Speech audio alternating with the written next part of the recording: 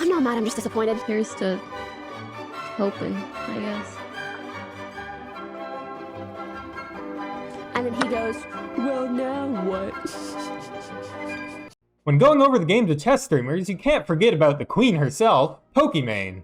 Pokimane is one of the streamers with the most potential in chess, with her coaches including Hikaru and the Botez sisters saying that she has amazing game sense for a beginner. She shows a willingness to learn theory and practice openings that few other amateur tournament participants share, so why is it that she has been unable to claim her crown? Pokimane displays a calm and reserved playstyle, willing to take her time to build up a solid foundation to her position before looking to create threats. She often manages to build up a multiple point advantage in the first dozen moves of the game after her opponent's many advances are inevitably rejected. When going over potential games for analysis, I spotted this brilliant move in the game review. Most beginners here would think that the knight on e3 is protected by the pawn, and thus can't be removed. However, Pokimane spots that the pawn is pinned to the undefended queen and thus offers the rook sacrifice because black can't accept, earning her the coveted double exclamation point. However, after the opening phase, Pokimane often finds herself unable to create good threats of her own. She has trouble using her pawns to their full extent, going so far as banning large donations to her channel.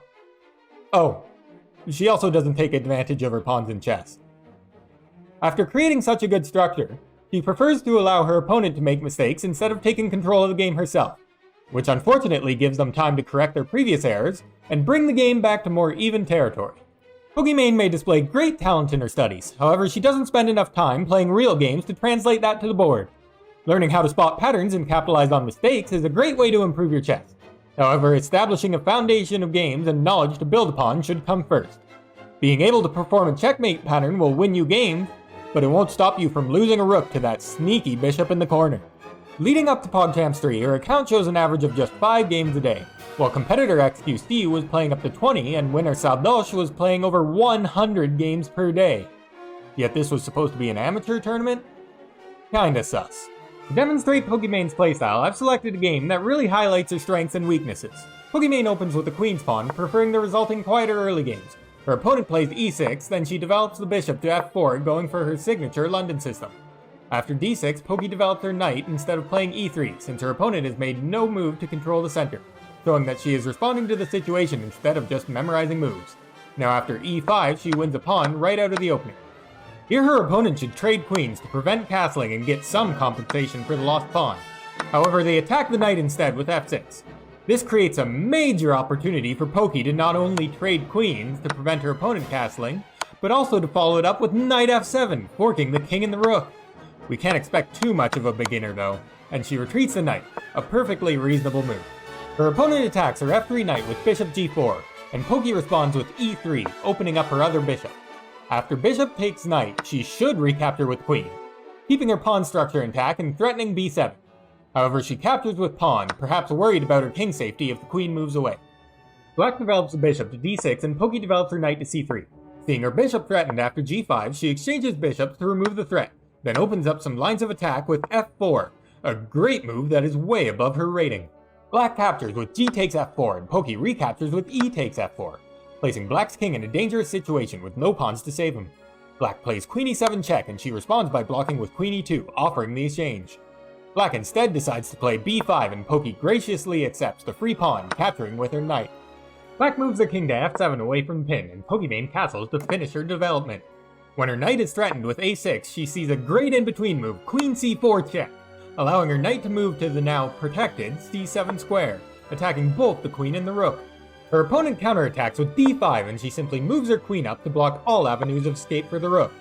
Black finds knight e7, again counterattacking the queen in an attempt to save both pieces. And Pokimane, seeing that she has far more control, captures the pawn on d5, maintaining the fork. After knight e7 attacking the queen again, you would think she might see queen takes e6 check, protected by the knight, after her stellar play so far. But she misses it and captures the free knight on d6 instead. Her opponent goes for a desperate attack with queen takes a2. Seeing that her king hasn't escaped, Poki takes the opportunity to capture the rook on a8. She then walks her king out of the way after queen a1 check, king d2, queen a5 check, king e2. Black captures the knight on a8, but is still down 7 points of material and 12 points in the eval.